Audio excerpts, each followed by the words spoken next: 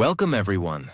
Today we are talking about one of the most brilliant, playful, and fearless minds in history. A man who didn't just learn science, he lived it. A man who helped build the atomic bomb. A man who won the Nobel Prize. A man who played drums, cracked safes, questioned authority, and refused to think like everyone else. His name was Richard Feynman. But here is what makes his story powerful.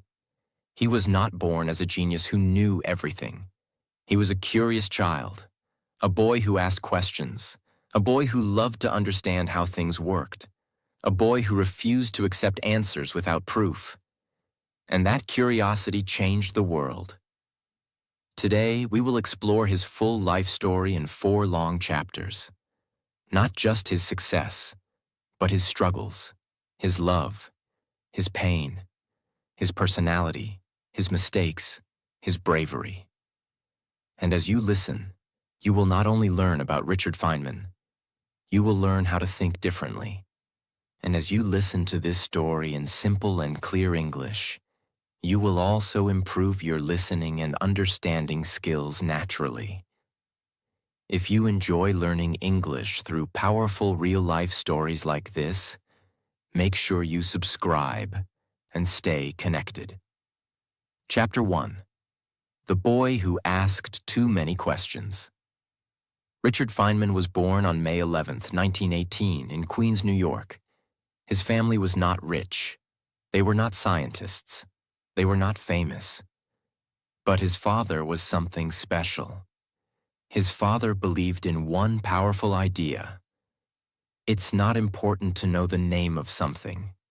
It's important to understand how it works. This idea shaped Richard's life forever. While other children memorized facts, Richard's father took him on walks and asked questions. He would point to a bird and say, "You can know the name of that bird in many languages. But do you know why it behaves the way it does?" That lesson was powerful. Feynman learned early that memorizing is not intelligence. Understanding is intelligence. He was not interested in just repeating what teachers said. He wanted to know why. Why does light behave like that? Why do magnets attract? Why do numbers work the way they do? He was not satisfied with simple answers. As a teenager, Richard became famous in his neighborhood for fixing radios. But here's the interesting part. He didn't just randomly fix them.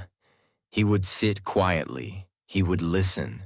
He would think deeply. He would imagine the flow of electricity in his mind. He could see the problem without touching the device at first. People thought it was magic, but it wasn't magic. It was logical thinking.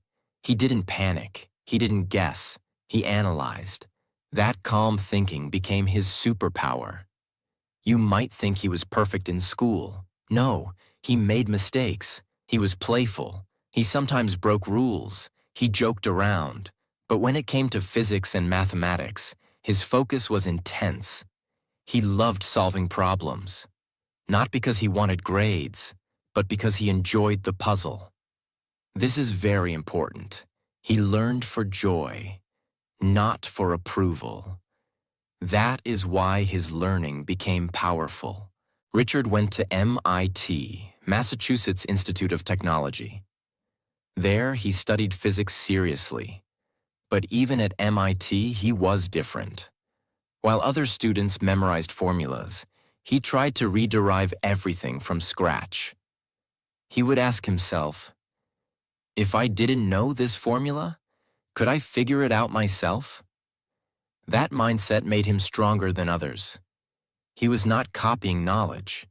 He was rebuilding it inside his own brain. That creates true mastery. During this time, something else happened. He fell deeply in love with a girl named Arlene Greenbaum. They met when they were young. They connected emotionally. They laughed together. They understood each other. But life was not easy.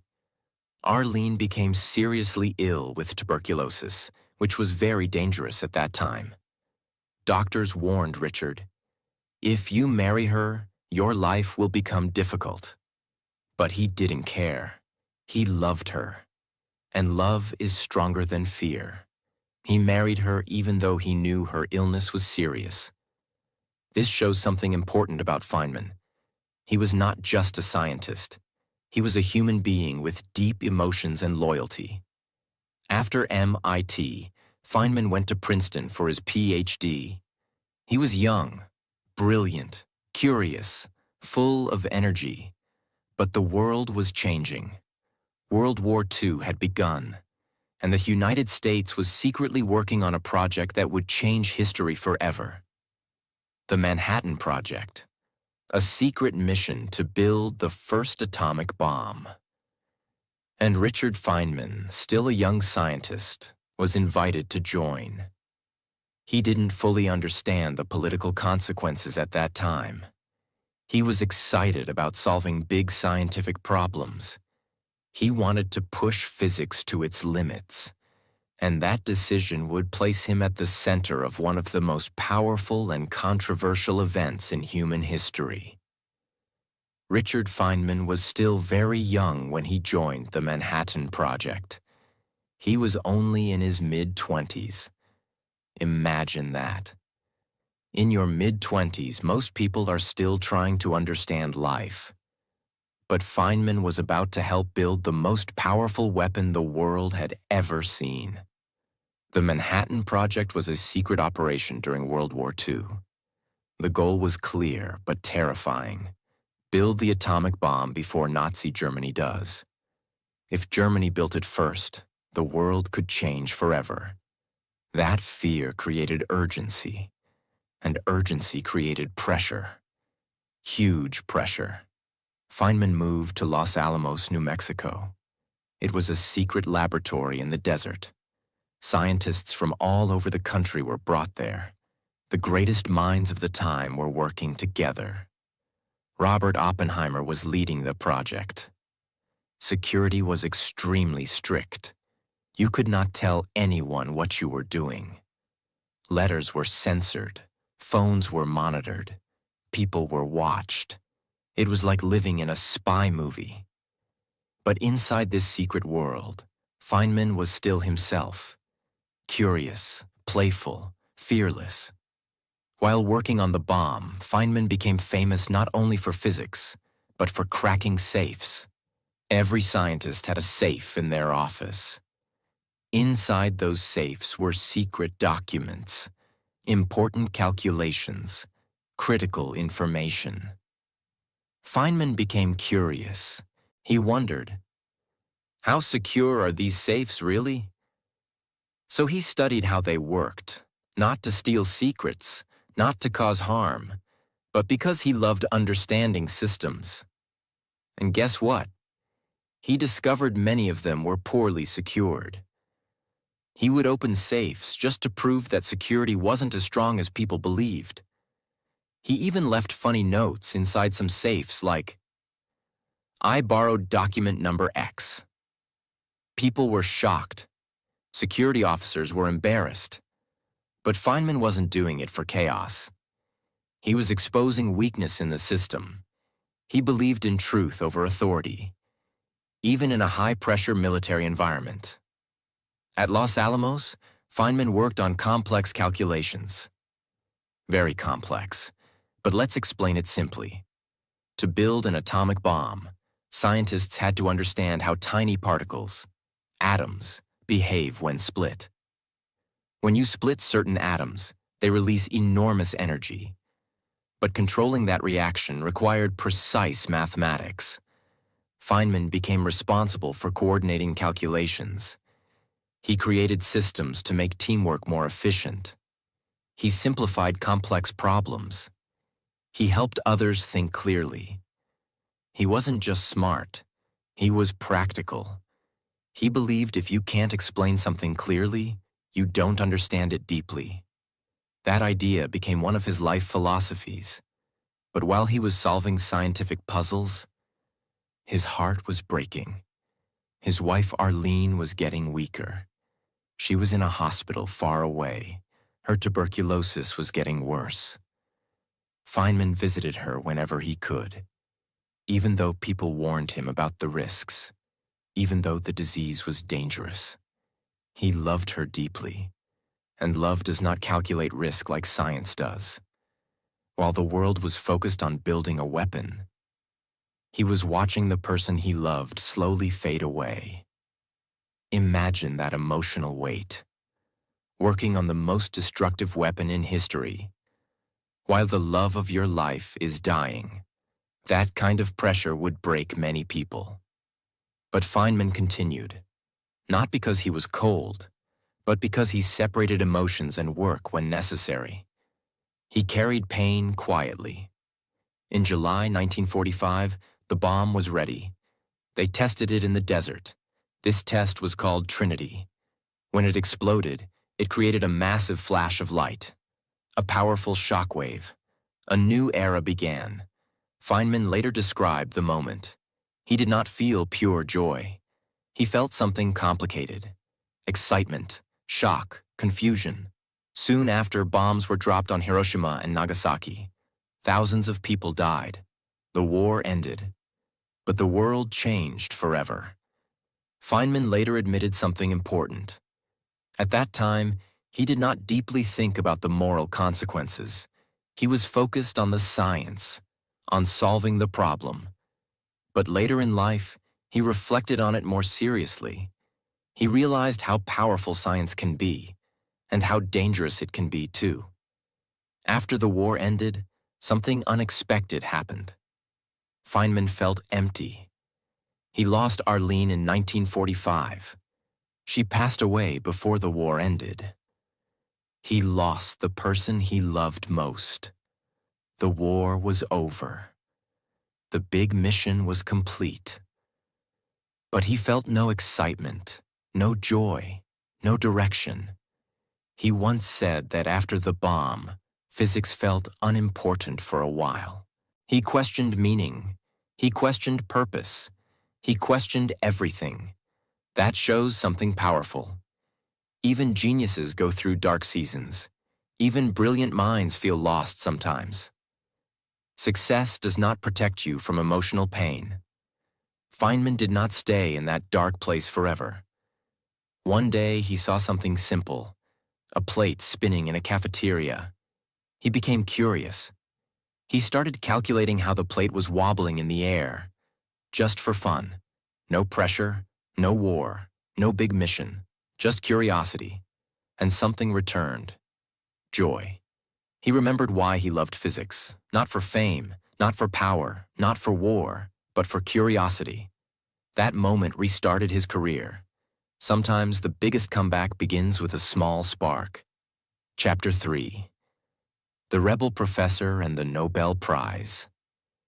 After the war, Richard Feynman began teaching at Cornell University. On paper, this looked like success. He was a respected scientist. He had worked on the most important project of the war. He was brilliant. But inside, he felt different. He felt confused. He felt disconnected. He felt like his passion for physics had disappeared. And that is very important. Even geniuses lose motivation. Even successful people feel lost. One day in the cafeteria, he saw something simple. A student threw a plate into the air. The plate was spinning. It was wobbling. It was dancing in the air. Most people ignored it. But Feynman stared at it. He asked himself, how exactly is it wobbling? He started calculating for fun. No pressure, no competition, no war, no expectation. Just pure curiosity. That small moment brought his joy back. He realized something powerful. When you remove pressure and return to curiosity, creativity returns. This simple plate led him back to deep research. And that research would eventually lead to something groundbreaking. Now we enter something complex. Feynman began working on how light and matter interact. In physics, this is called quantum electrodynamics, QED. That sounds complicated. Imagine light as tiny packets of energy called photons. These photons interact with tiny particles like electrons. The question was, how exactly do these interactions happen? The math behind it was extremely difficult. Other scientists struggled. The equations were messy, confusing, almost impossible to manage. But Feynman had a different way of thinking. Instead of complicated long equations, he drew pictures. Yes, pictures. He created simple diagrams to represent particle interactions. Today, we call them Feynman diagrams. These drawings simplified extremely complex physics. They made it easier for scientists to understand what was happening. He turned abstract mathematics into visual storytelling. That was his genius. He did not just solve problems. He changed how people think about problems. In 1965, Richard Feynman won the Nobel Prize in Physics. He shared it with two other scientists. The prize was given for their work on quantum electrodynamics. This was one of the highest honors in science. But here is what makes this moment powerful. He did not chase the Nobel Prize. He chased understanding. He loved solving puzzles. The prize came later. That is a big lesson. When you focus on mastery, recognition follows. When you chase recognition first, mastery often disappears. After Cornell, Feynman moved to Caltech, California Institute of Technology. This is where he became legendary, but not in a normal way. Most professors are serious, formal, distant. Feynman was different. He joked in class. He challenged students. He made complex ideas feel simple. He believed, if you cannot explain something in simple language, you do not truly understand it. That philosophy became famous. His lectures were not boring. They were exciting. He could explain the most complex physics in everyday words. He did not try to sound intelligent. He tried to make others understand. That is true intelligence. When he won the Nobel Prize, many doors opened. He received invitations to elite events, exclusive conferences, high-status dinners. But Feynman did not like fake importance. He once refused to attend certain events because he felt they were based on ego. He disliked titles. He disliked hierarchy. He disliked people pretending to be superior. He once said something powerful.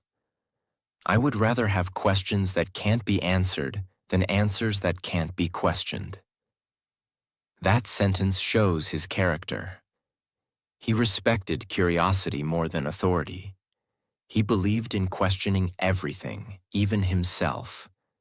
There was another side of Feynman that surprises many people. He loved playing bongo drums. Yes, a Nobel Prize-winning physicist who played drums passionately.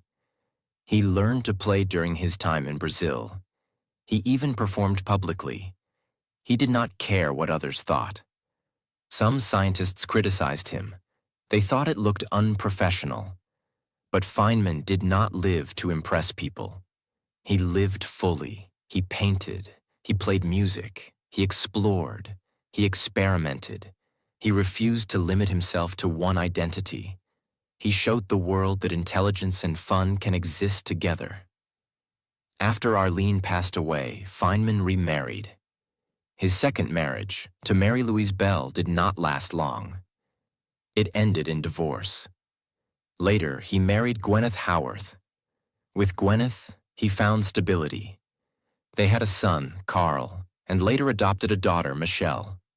He was not just a scientist. He was a father. He played with his children. He taught them curiosity. He encouraged questions. He carried forward the same mindset his father gave him. Curiosity over memorization. Understanding over ego. In 1986, something happened that once again placed Feynman at the center of history. The Space Shuttle Challenger exploded shortly after launch. The entire nation was shocked.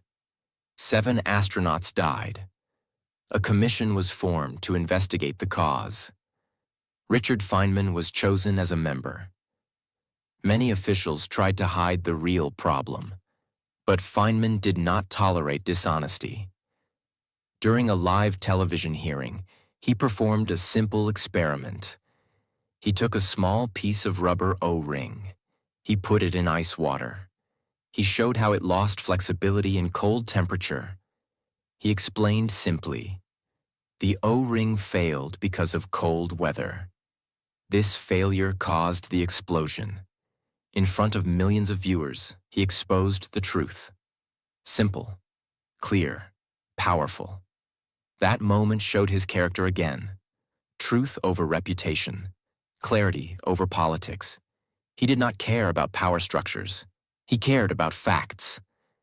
Later in life, Feynman was diagnosed with cancer. Even while facing death, he remained curious. He asked doctors questions. He studied his own medical condition. He approached illness like a scientist.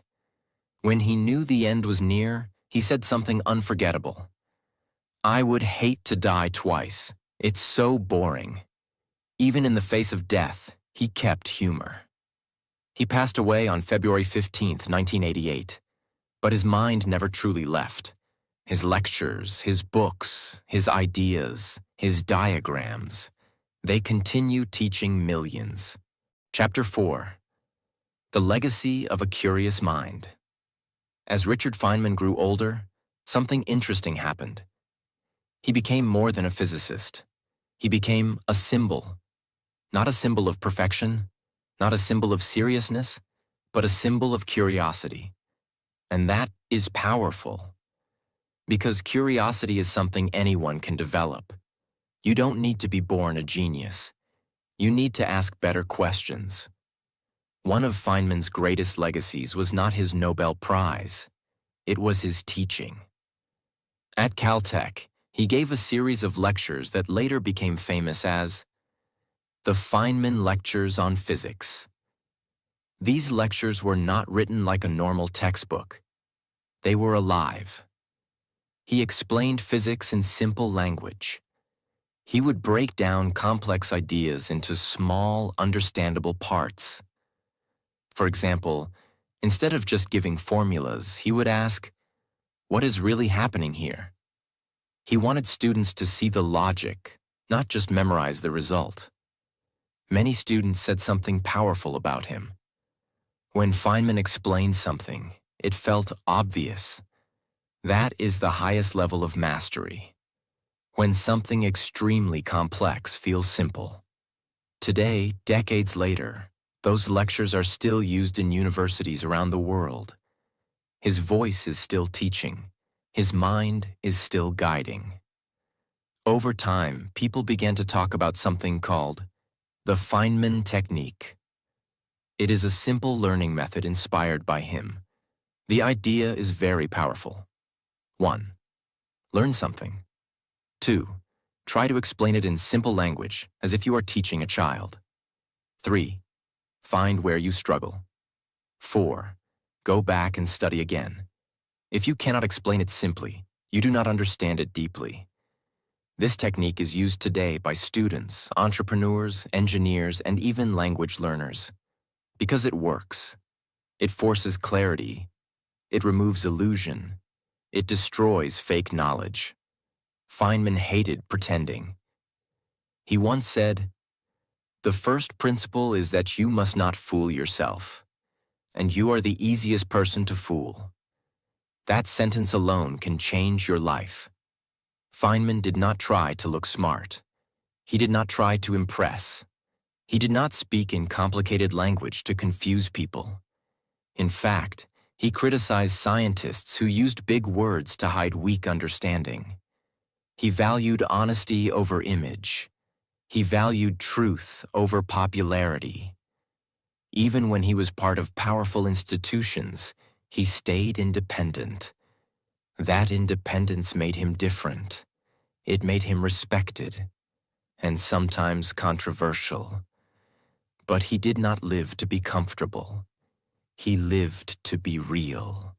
Many people chase titles: doctor, professor, Nobel Prize winner. But Feynman never chased titles. He chased questions. He chased problems. He chased puzzles. He once said that he would be happy just solving problems, even if nobody recognized him. That mindset is rare. And that is why his success was so strong, because it was not built on ego. It was built on passion. When his health became worse, he knew time was limited. But even then, he was calm. He did not complain about unfairness. He did not ask, "Why me?"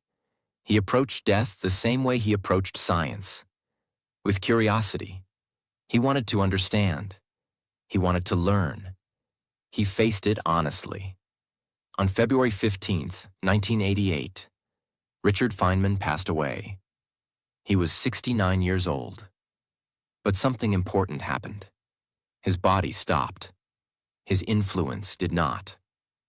Today, Richard Feynman is remembered as one of the greatest physicists of the 20th century, a revolutionary teacher, a fearless truth seeker, a playful thinker. His books like Surely You're Joking, Mr. Feynman, and What Do You Care What Other People Think are still read worldwide. His diagrams are still used in physics research. His learning method is taught in productivity and education circles. His life is studied not just for science, but for mindset.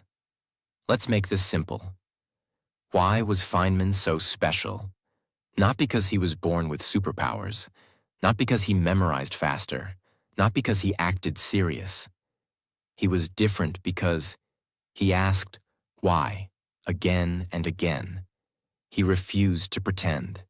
He loved understanding more than applause. He stayed curious like a child. He simplified instead of complicating. That combination is powerful, very powerful. Richard Feynman teaches us something beyond physics. He teaches us how to think. He teaches us, do not memorize blindly.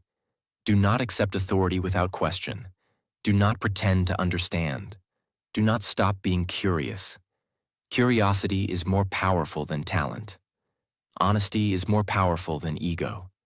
Clarity is more powerful than complexity. And joy is more powerful than pressure. If you study Feynman's life carefully, you see a pattern. He did not try to become a legend. He tried to understand the world. And in doing that, he became a legend. That is the paradox of greatness.